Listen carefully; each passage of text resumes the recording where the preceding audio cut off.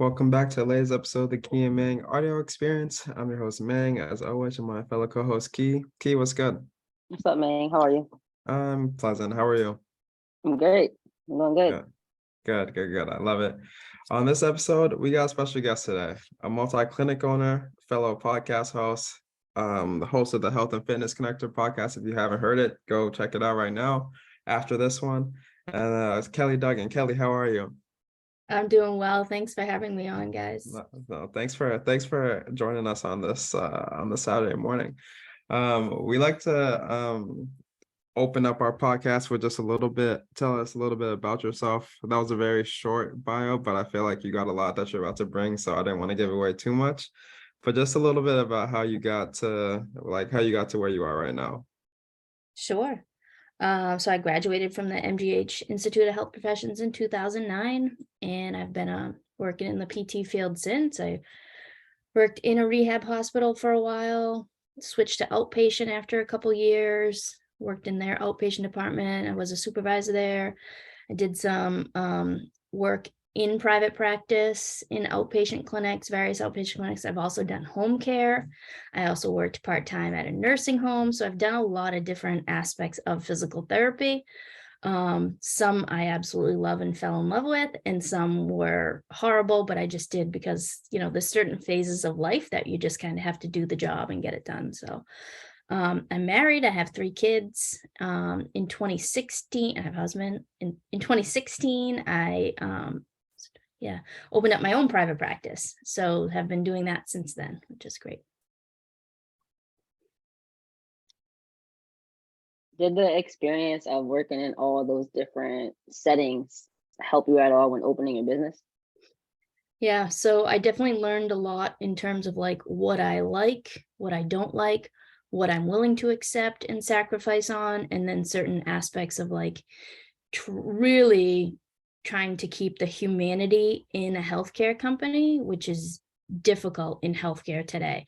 So that for me has always been like lesson learned. I feel like I got burned different ways in a lot of different ways. And I was just like, I don't want that to happen when I have a company. So I feel like that definitely was really helpful working in a lot of those different environments to see like, oh, the way that this person supervises their staff is awesome. And the way this person does it feels too rigid. And I just feel like I learned a lot of lessons along the way that really helped kind of develop me as a supervisor and as a clinic owner.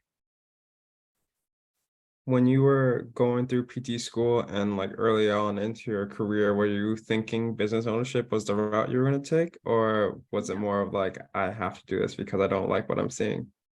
Yeah, no, I never would have. Even a year before I opened, if someone was like, you should open your own business, I would be like, you're crazy.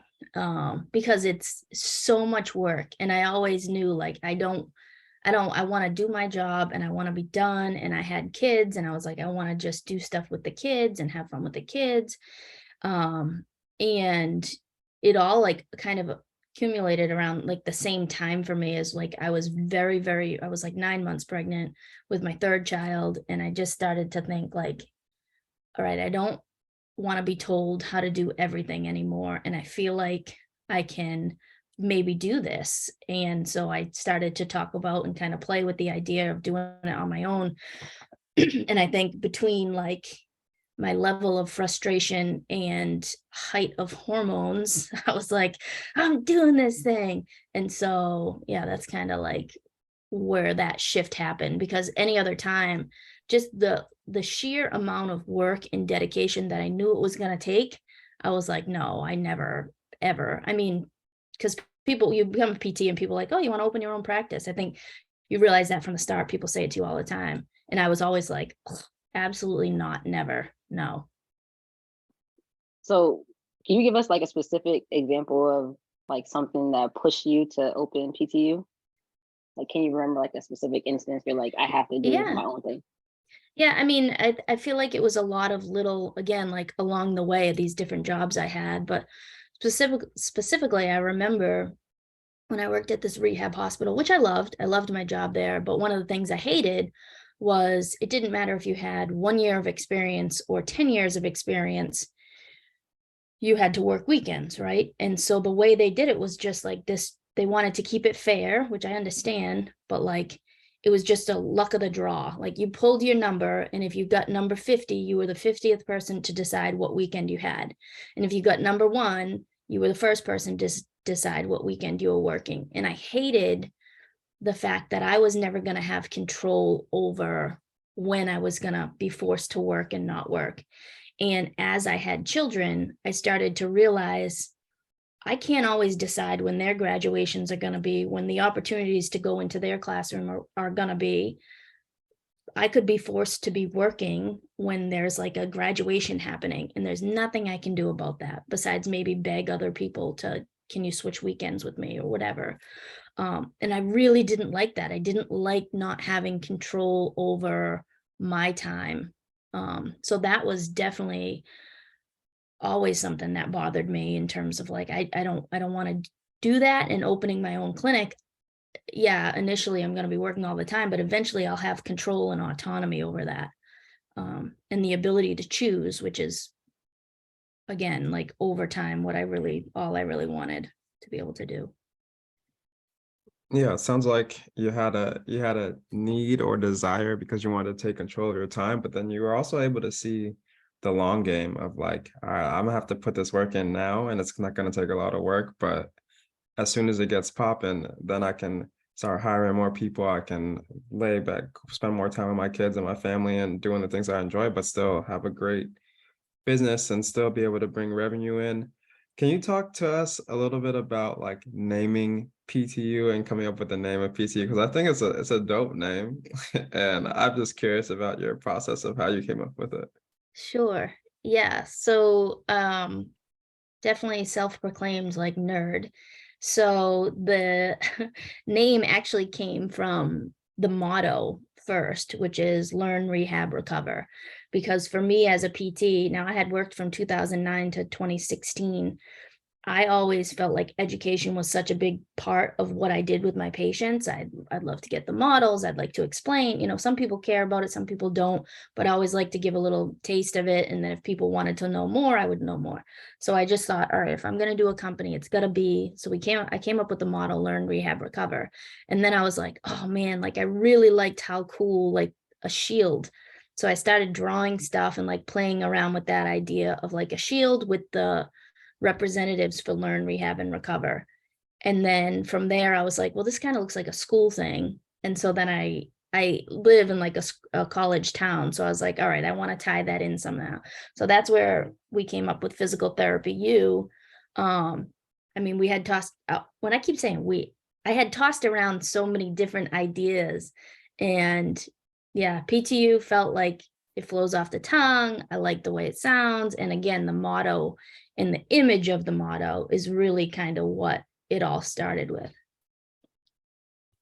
And when you were in the process of coming together and coming up with the name and the motto, um, did you ever feel like, was there ever a point where you're like, I just can't do this, I'm gonna turn around and go back to working for somebody else? Or was it like, I'm all in, whatever mistakes I make is what happens, but there's no going back now? Yeah, it was more that second half of, I definitely can do, I knew I could do it, right? So I just knew it was going to take a ton of sacrifice and a ton of time and a ton of effort. And I thought, even if I don't make money, which like your first year, you don't really make money, that even if I don't make money, I'll at least have the schedule I want to have and be able to have the time off that I want to have. And like, so I did the math in my head in terms of like, how much money am I going to lose if I don't make any money and this only costs me money? And like, it did the math on it, sat down with my husband. If I do a 1-year lease somewhere, this is what it's going to cost. This is what we could lose. Or we might break even, which is a win. And then if we break even, we keep going, and then maybe hiring people, and then maybe eventually I'll be able to make money from this. And so early on, some stuff had happened. I had already sacrificed a ton of time with my newborn. I had my son on January 13th. I think like 2 weeks later, I was signing the lease on this place. Like I had already dedicated so much time and lost so much of like, my maternity leave, that I was like, this can't flop, because I just sacrificed a ton of time. I had three kids under 3, and my husband's doing tubs every night, and he was just kind of doing everything. So in my head, I was like, this can't fail, because I just sacrificed so much time and effort. And then a year into it, so much money. Like, I just got to keep going. I just got to keep going. And I did it backwards, and I wouldn't recommend anybody do this, but I hired people. I was paying people before I was paying myself, because I was just like thinking big picture of like, we're gonna get there eventually. And definitely, if someone's listening and like, I think I'm gonna do it, don't do it that way. That was not the right way to do it. But for sure, there was never a point in time where I was like, this isn't gonna work out. That finally came out of my mouth in 2020, when it was just straight fear from like when we closed and stuff. And I was like heartbroken, because 2020 was 4 years into this business, right? And it was just starting to get like its legs under it. And I was just starting to get some of that time autonomy back. I was blocking full days where I was home with the kids instead. And then 2020 happened, and I thought, I just lost 4 years of my kids' lives, where like, I definitely, if I had just had a regular job, I would have been way more present. I would have had a ton more time with them. And so it was the thought of, maybe this was not a good idea, because I was starting to see like businesses close and crumble. But that was literally probably just like a moment of time. And then I was like, no, whatever we're going to be selling soap, we're going to be selling bubble bath, we're going to sell candy, whatever we need to do in order to make this business okay, so that we can reopen, because I'm not willing to live with the fact that I sacrificed all that time when my kids were really, really little. The time that everybody says, oh, it goes by so fast. It does. And I spent a lot of that time working, and I was like, this is not how this ends. So it was that sort of a moment in time of like, oh, I shouldn't have done this. And then I was like, no, like, we did it, it's done, and it has to be a success. How did you pivot in the pandemic, Ugh. like to keep your business afloat? That's a great question. How did we pivot? So we shut down, because we had been hearing from people about how bad it was. And I thought, all right, we'll figure out telehealth. We'll shut down for a week or two. I mean, that was literally what we discussed as a team. We said, we'll shut down for a week or two. We shut down for 3 months. We didn't open back up until June. And so we had 3 therapists and myself were doing about 10-ish hours of telehealth a week, in order to help the patients that still needed appointments and stuff. We sent some patients to hospital-based clinics that were like post-surgical, that really needed some hands-on care. And like I said, we were just selling whatever products we had. We were trying to put out videos. We were still supporting our community in whatever way we could. And then we were able to reopen because of, we were able to get a PPP loan. If I had not got a PPP loan, we would not have had enough money to pay our employees to reopen, because in insurance-based PT, you get paid after the fact. So it could be 2 weeks, it could be 6 weeks, but you're not getting the money for the work that you do until later. So we didn't have like a ton of money to be like, well, let me pay 4, 5, 6 therapists. Like, there was no money left. We had kept ourselves afloat for 3 months. So we were able to acquire a PPP loan so that we could pay our employees to come back into work and open. And it was all just, again, kind of like hope this goes well. Another like massive risk of like this, because you never know what's going to happen, but it went really well. We were able to provide a exemplary level of service again, and it just kind of, it grew from there. And 2020 learned a lot of lessons in terms of like, I can't be treating, I can't, because it'll never grow if I don't step away and start to grow it. So we reopened with 2020, and I'm telling you, when I had that moment of I wasted all this, this was for nothing, it literally was like, I don't know, some sort of B12 steroid shot in terms of me as PTU, as a business, and looking at what we needed to have a stronger structure so that if something like this happened again, we wouldn't be at risk of losing it. So it was like, who do we need to hire? What do we need to put in place? What does this business need to look like next year, in 5 years, in 10 and 20 years? And all of that was kind of because of this major crisis that happened in 2020. I think if that didn't happen, we'd still be kind of where the direction that we're going, but we wouldn't have got here probably for another at least 5-10 years. I think the cool thing about I mean, the pandemic was not cool. I mean, a lot of people lost their lives and a lot of, changes that came their way. But I had saw that you guys were doing a lot. I followed you guys on Instagram early because I think we'd met at SSPT in 2019 because you spoke on stage, and I knew I was going to MGH. So I was like, all right, I need to connect with Kelly. But I saw a lot of the community outreach that you were doing in the community and trying to be creative outside of, the restrictions at the time. And I was like, oh, cool. So I remember when we were doing clinical, like the clinical like rankings and stuff, I put PTU first, and I was supposed to be there for my first one in July 2020. And then it all got canceled. I was like, man, I'm just missing out on this opportunity. So then fast forward to 2021, it's my last internship, and I got placed over there. I was like, oh, perfect. And then getting to see, kind of getting to see how you operate and what your systems were in place. I was like, this is like exactly what you want out of your boss, what you want out of your business, and what you want, like what you see physical therapy moving forward. So I think just a testament to you and what you're able to create with being able to see so far ahead, even though in 2016, 2015, you didn't really know what you were getting into, but being able to have the vision to look long term and see what you want to create and how you want to help. And think that those pillars, have you grown, those pillars still say the same of learn, recover, and growth. So I think I'm just giving you all your props right now. Well, thank you. I appreciate that. And we were lucky to have you for the time that we did. That was great. It was awesome. It was kind of a full circle moment because like from 2019 to then it was like, oh, wow, this is awesome. Yeah, absolutely. So tell us a little bit about, what PTU, like, let's say after 2021, after 2020, what were some of the things that you said you stepped back a little bit because you wanted to grow. What were some of the things that you were envisioning moving forward in the business, and what did you want to see? Yeah.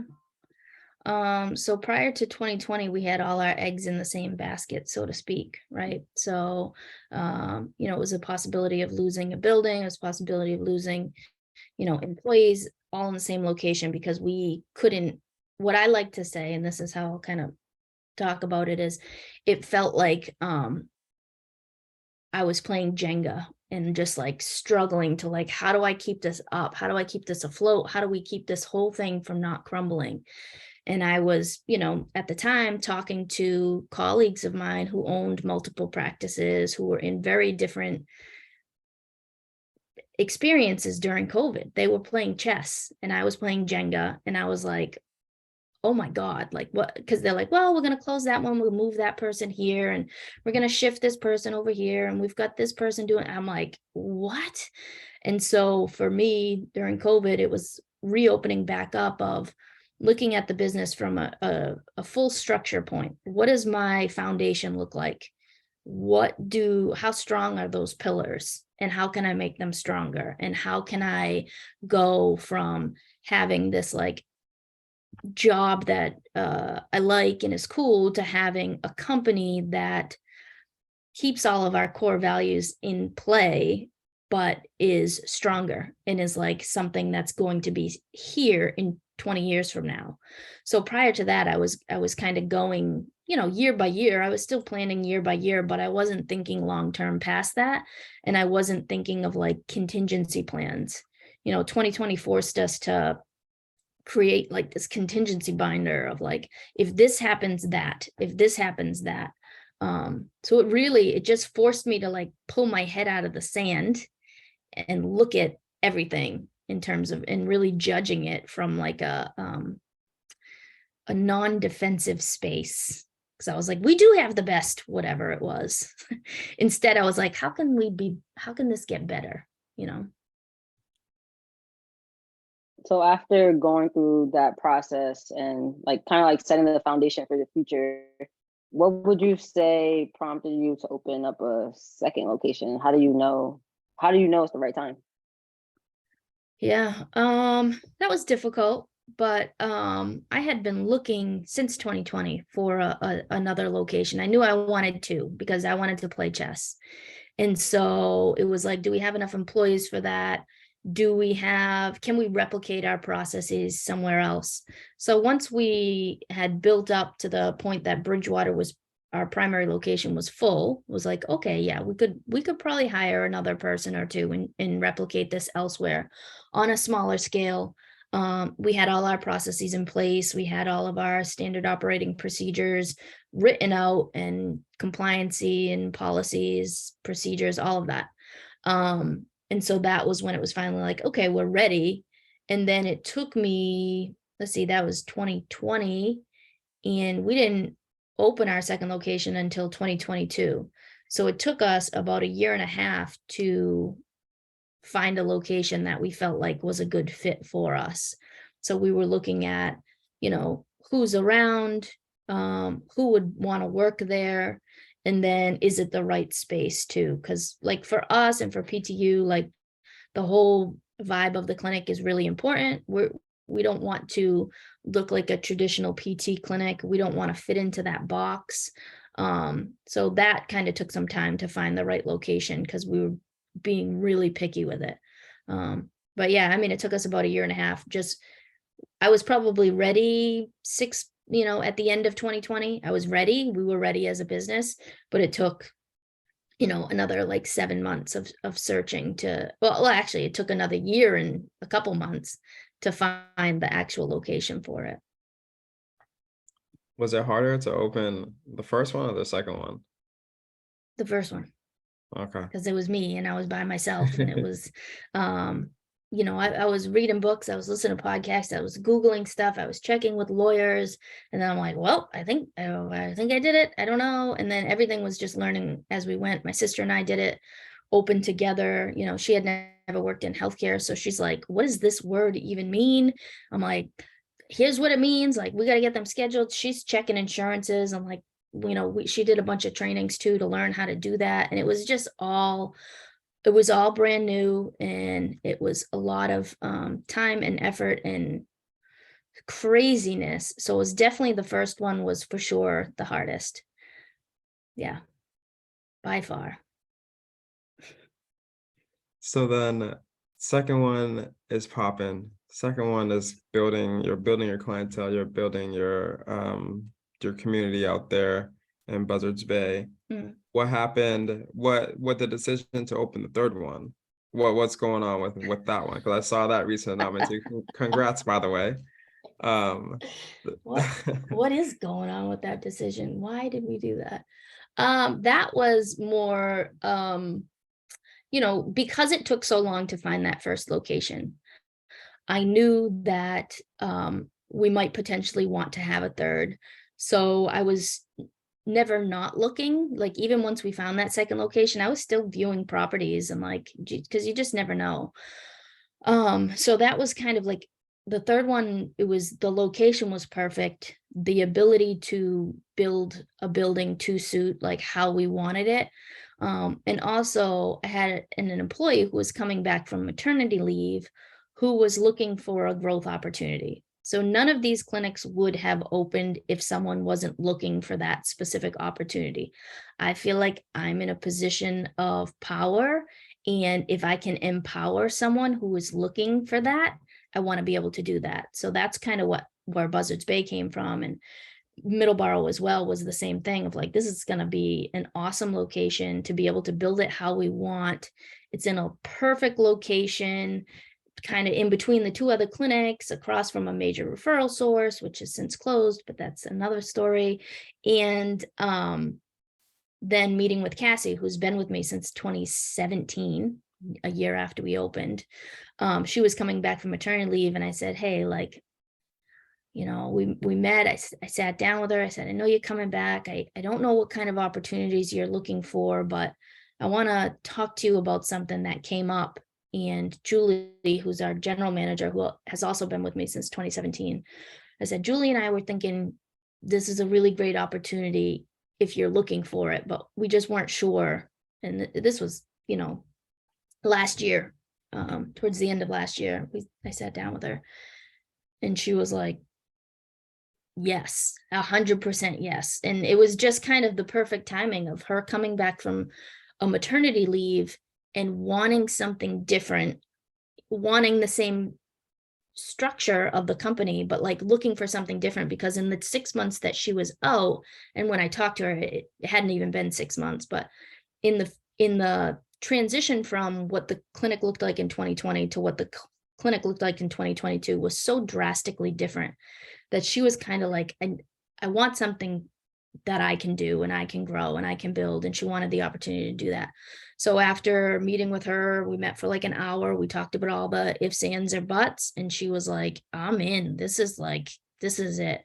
So once I got the go ahead from Cassie, that's when I went and I had a bunch of meetings with this guy and we finally signed the lease and they've been doing the build out. So we're looking to move in at the end of July, and then we'll get our occupancy permit, I think, the first week of August. So it's almost there.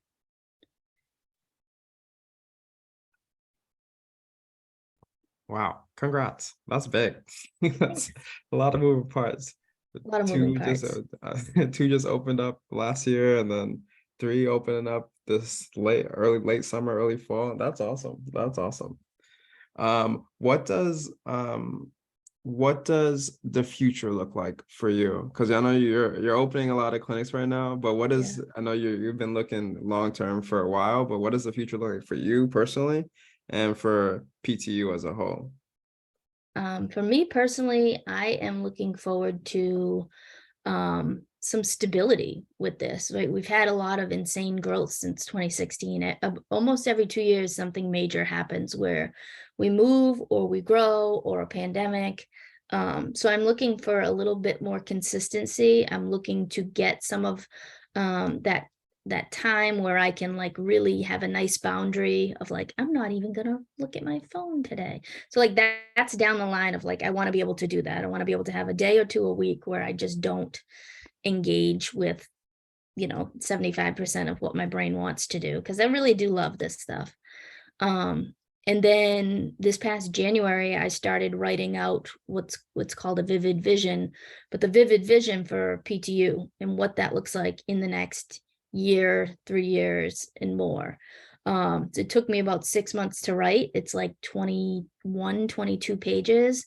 It breaks down the business, every single aspect of the business and what we want it to look like, which is why it's called a vivid vision. It's like really supposed to bring you there. So we just wrote all that out and we had a nice meeting with the entire company to kind of get everybody on board and say, hey, we know you're on this PTU bus. I want you to have a clear idea of where this bus is driving, so that you can see, do you like where we're going?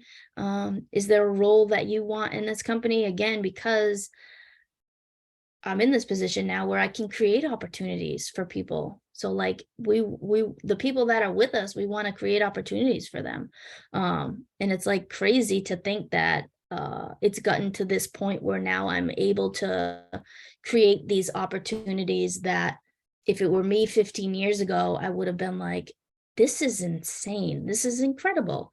And like now I can do that for a lot of other people. Like, so for me, that's like the driving force of like, I think we're doing something really special. I really like the direction that it's going, and it's sports specific, it's physical therapy, it's strength and conditioning, it's occupational therapy, it's outside the box treatments, laser, class 4 laser, blood flow restriction, whatever is new and up and coming and gonna get our patients the best possible response.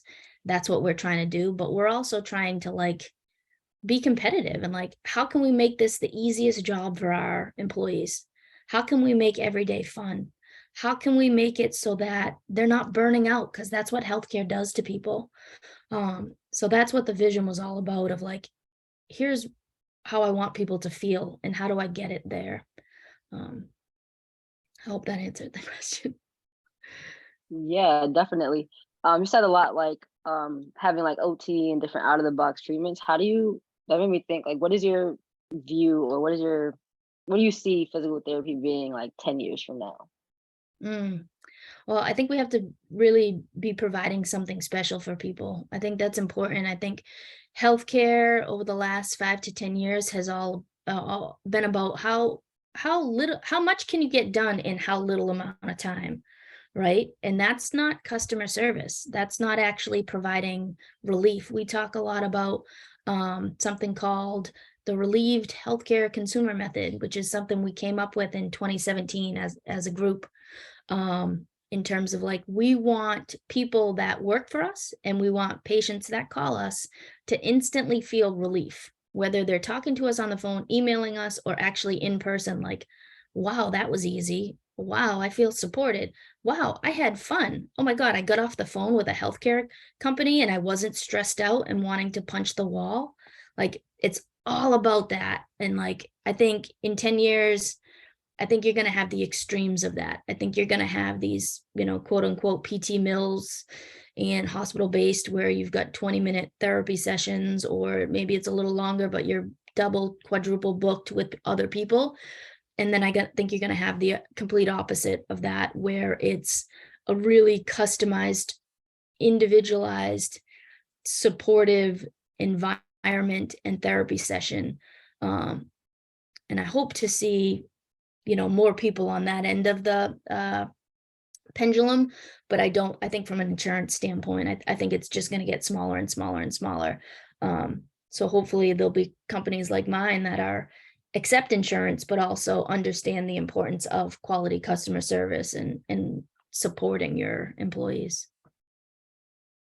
Absolutely. I agree. I think it's definitely heading that way as well. I think especially as some of the newer therapists starting to see what people like you, people who go into the cash-based world, and what kind of models are being created now in the healthcare field. I think the new batch of students and the clinicians that are like burnt out or tired or don't have the time are figuring out ways to become more innovative, but also help a lot of people as well.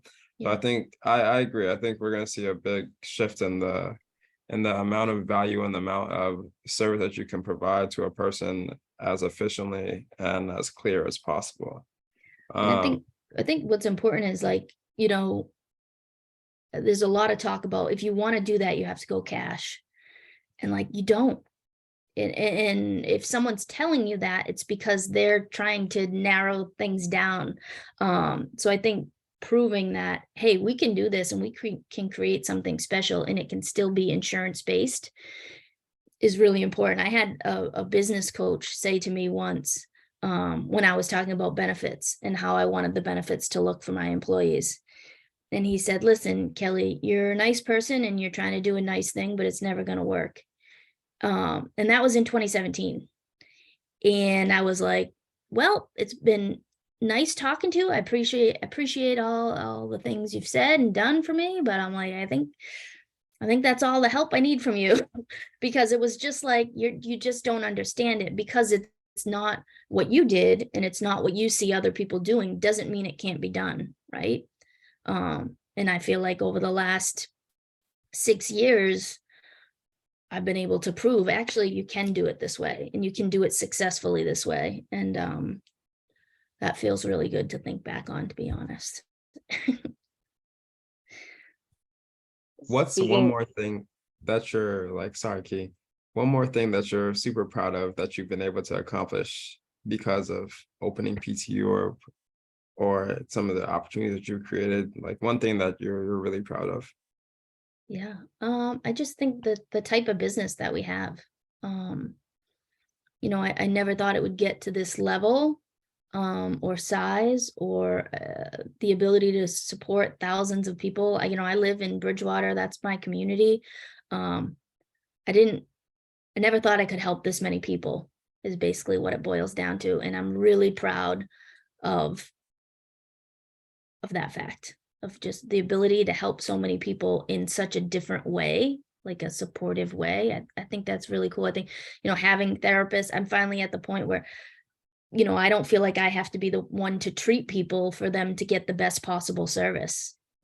I'm so confident in all of our therapists. Like, that's really cool to me.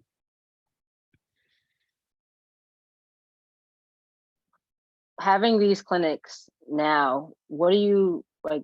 What do you think, or how is your personal development routine, and has that changed since opening number 1 to number 3, and also being a wife and a mother?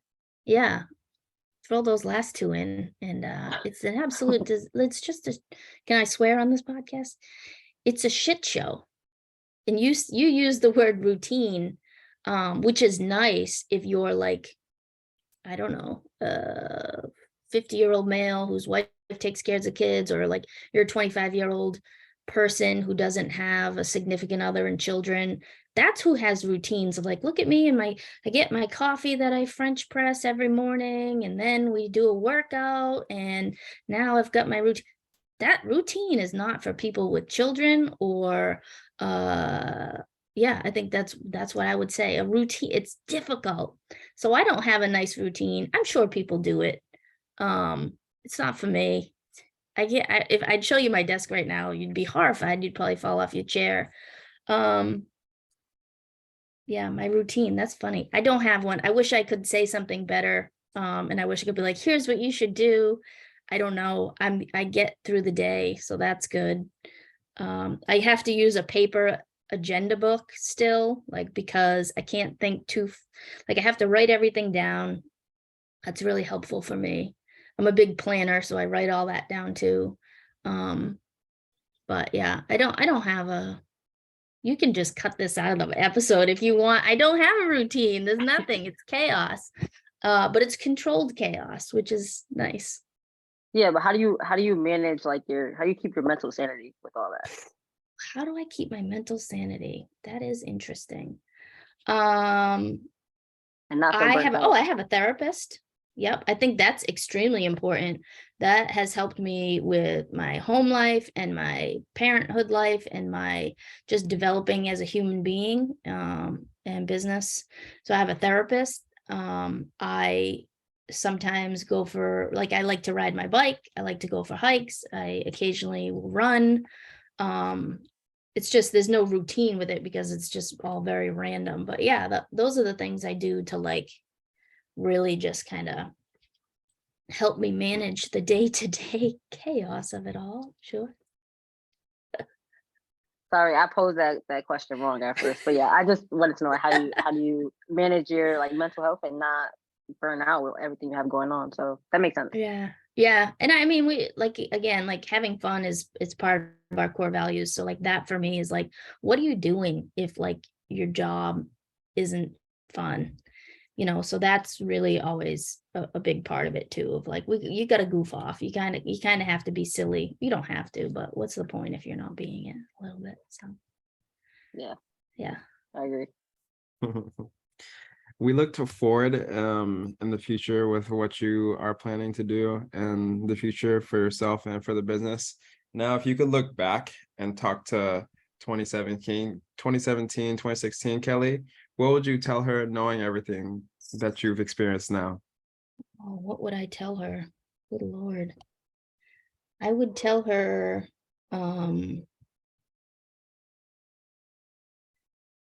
be better with the boundaries that you set. Do not allow what happens in this